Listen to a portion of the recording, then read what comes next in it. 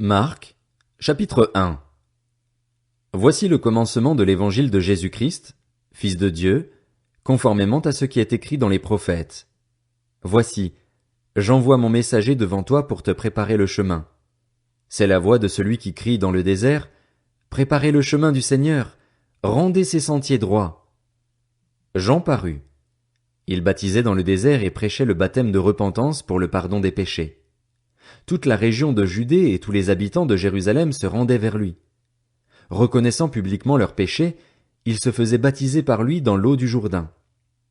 Jean portait un vêtement en poil de chameau et une ceinture de cuir autour de la taille.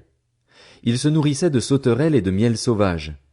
Il proclamait « Après moi vient celui qui est plus puissant que moi, et je ne suis pas digne de me baisser pour détacher la courroie de ses sandales.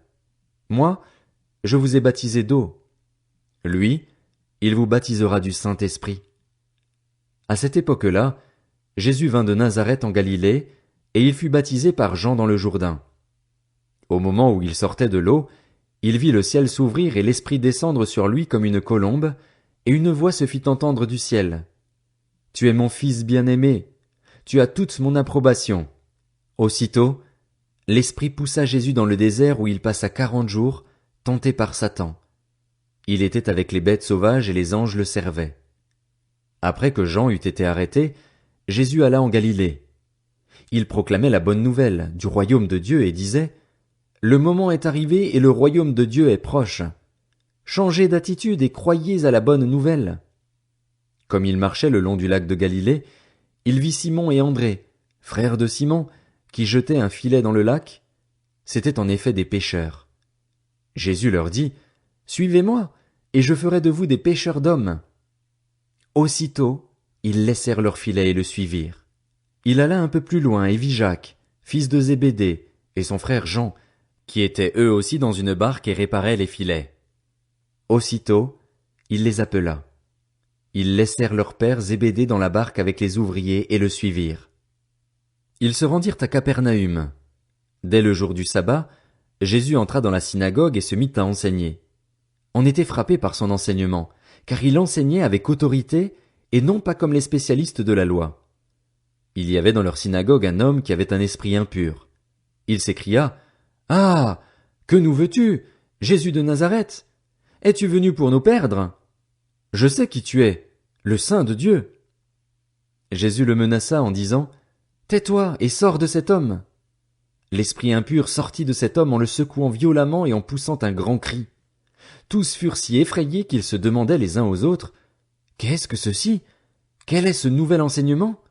Il commande avec autorité même aux esprits impurs, et ils lui obéissent. » Et sa réputation gagna aussitôt toute la région de la Galilée. En sortant de la synagogue, ils se rendirent avec Jacques et Jean à la maison de Simon et d'André.